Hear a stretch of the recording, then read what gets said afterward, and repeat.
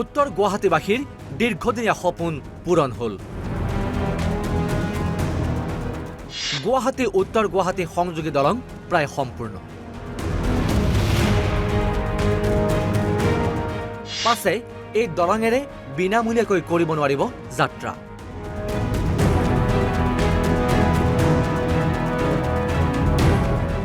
টোলকৰৰ কেঁকুৰা চেপা ল'বলৈ সাজু হওক আপুনি। ৰাজ্যৰ প্ৰান্তে প্ৰান্তে এতিয়া টোল গেটক লৈ ভীষণ অসন্তুষ্ট জনতা।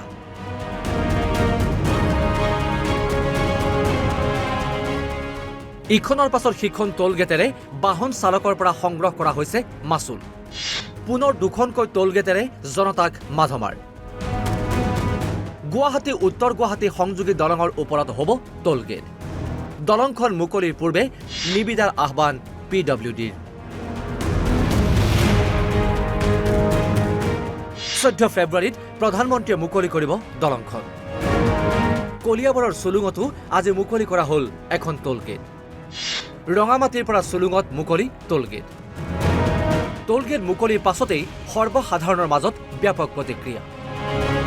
টোলৰ নামত চৰকাৰে শোষণ চলোৱাৰ অভিযোগ। যে অসমৰ ভূমিপুত্ৰ খিলঞ্জীয়াসকলে যে অসমৰ চোতালখনত আমি যে আজি ইয়াত কৰ দিবলগীয়া আছে তাতকৈ দুৰ্ভাগ্যজনক কথা নাই। আৰু এতিয়া প্ৰায় টোল গেটত আমি দেখিছোঁ ডবকাই হওক, আপোনাৰ ৰহাই হওক, আপোনাৰ সোণাপুৰে হওক, আৰু ইতিমধ্যে আমি ইয়াত দেখিবলৈ পাইছোঁ আমাৰ চুলুং টোল গেট। প্ৰধানমন্ত্ৰী আজি 5টা দিন হৈছে আৰু আমাৰ কলিয়াবৰ ৰাইজ আৰু অসমক এটা উপহাৰ দি গৈছে। গতিকে আমি অসমীয়া ছাত্ৰহঁতে একেমুখে গৰিহণা দিছোঁ যে আমাৰ চাহ জনগোষ্ঠী ৰাইজ আৰু অসমৰ ৰাইজক যাতে এনেধৰণৰ তেওঁলোকে যি দাদাগিৰি টোল গেট বহাইছে এই টোল গেট যাতে অতি শীঘ্ৰে তেওঁলোক বন্ধ কৰিব লাগে বুলি আমি অসম চৰকাৰৰ মুখ্যমন্ত্ৰীয়ে আমি আহ্বান আৰু লগতে দাবী জনাইছোঁ। ৰাজ্যত উন্নয়নৰ সমান্তৰালভাৱে বৃদ্ধি পাইছে টোল গেটো। প্ৰতিদিনে টোল কৰৰ নামত পকেট খালী হৈছে সাধাৰণ ৰাইজৰ। টোল গেটৰ কৰ্মচাৰীৰ দুৰ্ব্যৱহাৰৰ কথাটো ক'বই নালাগে। এনেদৰে প্ৰতিটো ৰাষ্ট্ৰীয় ঘাইপথতে টোল গেট বহুৱাই মাচুল সংগ্ৰহ কৰা চৰকাৰৰ এই নীতিয়ে এতিয়া ব্যাপক প্ৰতিক্ৰিয়াৰ সৃষ্টি কৰিছে ৰাজ্যৰ প্ৰেক্ষাপটত। ব্যুৰোৰ সহযোগত নিউজ ডেস্ক, অসম লাইভ 24।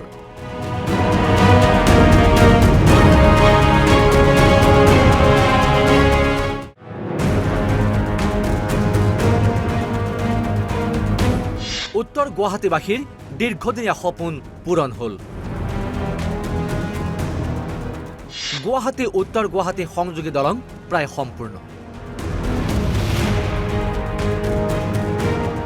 পাছে এই দলঙেৰে বিনামূলীয়াকৈ কৰিব নোৱাৰিব যাত্ৰা।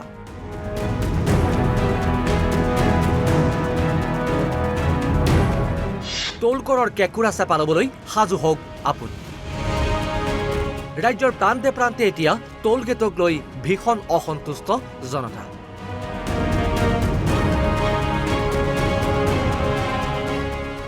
ইখনৰ পাছত সিখন টোল গেটেৰে বাহন চালকৰ পৰা সংগ্ৰহ কৰা হৈছে মাচুল। পুনৰ দুখনকৈ টোল গেটেৰে জনতাক মাধমাৰ। গুৱাহাটী উত্তৰ গুৱাহাটী সংযোগী দলঙৰ ওপৰত হ'ব টোল গেট। দলংখন মুকলিৰ পূৰ্বে নিবিদাৰ আহ্বান PWDৰ। 14 ফেব্ৰুৱাৰীত প্ৰধানমন্ত্ৰীয়ে মুকলি কৰিব দলংখন। কলিয়াবৰৰ চুলুঙতো আজি মুকলি কৰা হ'ল এখন টোল গেট। ৰঙামাটিৰ পৰা চুলুঙত মুকলি টোল গেট। টোল গেট মুকলিৰ পাছতেই সৰ্বসাধাৰণৰ মাজত ব্যাপক প্ৰতিক্ৰিয়া। টোলৰ নামত চৰকাৰে শোষণ চলোৱাৰ অভিযোগ। যে অসমৰ ভূমিপুত্ৰ খিলঞ্জীয়াসকলে যে অসমৰ চোতালখনত আমি যে আজি ইয়াত কৰ দিবলগীয়া আছে তাতকৈ দুৰ্ভাগ্যজনক কথা নাই। আৰু এতিয়া প্ৰায় টোল গেটত আমি দেখিছোঁ ডবকাই হওক, আপোনাৰ ৰহাই হওক, আপোনাৰ সোণাপুৰে হওক, আৰু ইতিমধ্যে আমি ইয়াত দেখিবলৈ পাইছোঁ আমাৰ চুলুং টোল গেট। প্ৰধানমন্ত্ৰী আজি 5টা দিন হৈছে আৰু আমাৰ কলিয়াবৰ ৰাইজ আৰু অসমক এটা উপহাৰ দি গৈছে।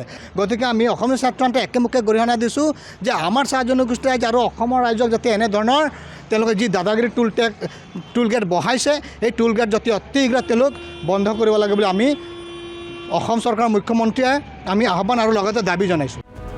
ৰাজ্যত উন্নয়নৰ সমান্তৰালভাৱে বৃদ্ধি পাইছে টোল গেটো।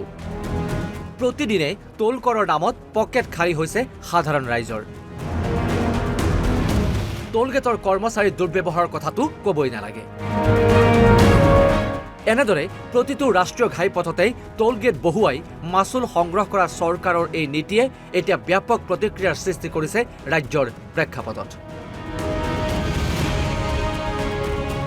ব্যুৰোৰ সহযোগত নিউজ ডেস্ক, অসম লাইভ 24।